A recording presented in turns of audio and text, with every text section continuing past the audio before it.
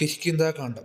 രഞ്ജിത്ത് അയ്യപ്പൻ സംവിധാനം ചെയ്ത് ആസിഫ് അലി, വിജയരാഘവൻ, അപർണ ബാലമുരളി എന്നിവർ കേന്ദ്ര കഥാപാത്രങ്ങൾ എത്തിയ സിനിമയാണ് കിഷ്കിന്ധാ കാണ്ഡം. ഈ സിനിമയുടെ പ്ലോട്ടിനെ പറ്റി പറയുകയാണെങ്കിൽ, എക്സ് മിലിറ്ററി ആയ വിജയരാഘവൻ്റെ കഥാപാത്രം അപ്പുപിള്ളയുടെ ലൈസൻസ്ഡ് ഗൺ മിസ്സാവുന്നതും അതേ തുടർന്ന് നടക്കുന്ന സംഭവങ്ങളാണ് ഈ സിനിമയിൽ പറയുന്നത്.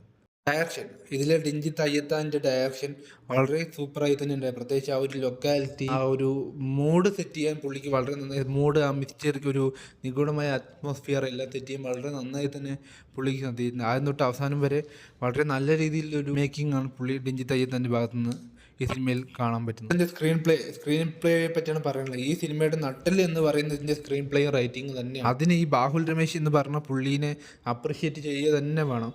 അത്രയ്ക്ക് കിടലിനായിട്ടാണ് പുള്ളി ഇതിൻ്റെ റൈറ്റിംഗ് ഒക്കെ കൈകാര്യം ചെയ്തിരിക്കുന്നത്. ഇതിൽ വരുന്ന ഓരോ ക്യാരക്ടേഴ്സും, നടക്കുന്ന ഓരോ സംഭവങ്ങളും, ഓരോ ചെറിയ ചെറിയ സാധനങ്ങളും എല്ലാത്തിനും ഭയങ്കര ഡീറ്റെയിൽ ആയിട്ട് അതിനൊരു ബാക്ക് സ്റ്റോറി കൊടുത്ത് അതെല്ലാം ഈ സിനിമയുടെ മെയിൻ പ്ലോട്ടിലേക്ക് കണക്ട് ചെയ്ത് അങ്ങനെ വളരെ ഡീറ്റെയിൽ ആയി തന്നെയാണ് പുള്ളി ഇതിൻ്റെ സ്റ്റോറി, സ്ക്രീൻ പ്ലേ എല്ലാം ചെയ്തിരിക്കുന്നത്.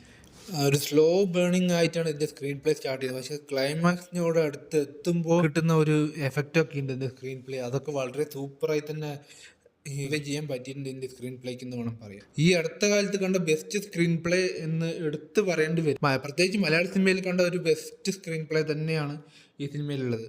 ഈ അടുത്ത് വന്ന ഒരു ബെസ്റ്റ് സ്ക്രീൻ പ്ലേ എന്ന് പറഞ്ഞാൽ നമ്മുടെ തമിഴിൽ വന്ന മഹാരാജ എന്ന് വേണമെങ്കിൽ പറയുന്നത്. അതിൻ്റെ ഒപ്പം എടുത്തു വയ്ക്കാൻ മലയാളത്തിൽ നിന്ന് ഒരു സ്ക്രീൻ പ്ലേ എന്ന് പറഞ്ഞാൽ അത് ഈ കിഷ്കിന്ധാ കാണ്ഡത്തിലാണ് ഉള്ളതെന്ന് പറയും.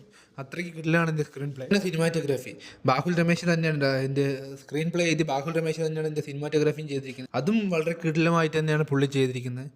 ഇതിൽ ആ മറ്റേ കഥ നടക്കുന്ന ആ ഒരു ലൊക്കാലിറ്റിയുടെ ഒരു മിസ്റ്ററി അല്ലെങ്കിൽ ഒരു നിഗൂഢത നിറഞ്ഞ സ്വഭാവമാവട്ടെ, ഈ ക്യാരക്ടറുടെ നിഗൂഢത നിറഞ്ഞ സ്വഭാവമാവട്ടെ, എല്ലാം വളരെ സൂപ്പറായിട്ട് ഈ കൺവേ ചെയ്യാൻ പുള്ളിക്ക് പറ്റിയിട്ടുണ്ട്, സിനിമാറ്റോഗ്രാഫിയിലൂടെ പറ്റിയിട്ടുണ്ടെന്ന് വേണം പറയാം. പിന്നെ എഡിറ്റിംഗ്, സൂരജ് GS ആണ് ഇതിൻ്റെ എഡിറ്റിംഗ് ചെയ്തിരിക്കുന്നത്. ഇതിന് ഈ സിനിമയിൽ പറയാൻ തക്കവണ്ണം ഫാസ്റ്റ് കട്ട്സോ അല്ലെങ്കിൽ ജമ്പ് കട്ട്സോ ഒന്നും ഇല്ലെങ്കിൽ തന്നെയും ഈ സിനിമയ്ക്ക് അത്യാവശ്യമായ ട്രാൻസിഷനൊക്കെ വളരെ മനോഹരമായി തന്നെ സൂരജ് GS കൈകാര്യം ചെയ്തിട്ടുണ്ട്. പിന്നെ പ്രത്യേകം എടുത്തു പറയേണ്ട ഒന്നാണ് ഇതിൻ്റെ BGM സ്കോർത്തും. മജീദ് എന്ന വ്യക്തിയാണ് ഇതിൻ്റെ BGM ഒക്കെ കൈകാര്യം ചെയ്തത്. അതും വളരെ എഫിഷ്യൻ്റായി തന്നെ ചെയ്തിട്ടുണ്ടെന്ന് വേണം പറയാൻ. കാരണം ഈ സിനിമ കൊണ്ടുവരുന്ന ഒരു നിഗൂഢത നിറഞ്ഞ ഫീലുണ്ട്.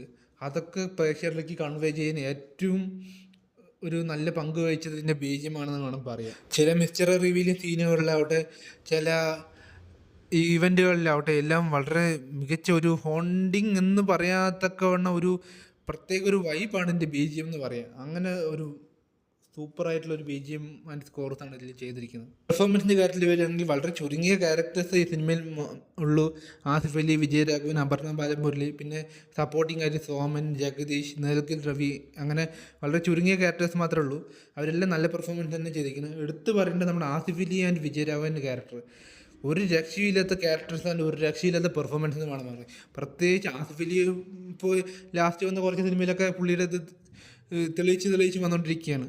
വിജയരാഘവൻ സാർ പിന്നൊന്നും പറയേണ്ട ആവശ്യമില്ല. പുള്ളിയുടെ പെർഫോമൻസും പ്രത്യേകിച്ചുള്ള ചില മൈന്യൂട്ടായിട്ട് കൈ നിന്ന ചില ആക്ഷൻസും ചെറിയ സംഭവങ്ങൾ പോലും വളരെ പെർഫെക്റ്റ് ആയിട്ട് എക്സലൻ്റ് ആയിട്ട് പുള്ളി ചെയ്തിട്ടുണ്ടെന്ന് വേണം പറയാം. പ്രത്യേകിച്ച് ക്ലൈമാക്സിലോട് എത്തുമ്പോൾ ഈ രണ്ടുപേരുടെ ഒരു പെർഫോമൻസുകളൊക്കെ ഉണ്ട്.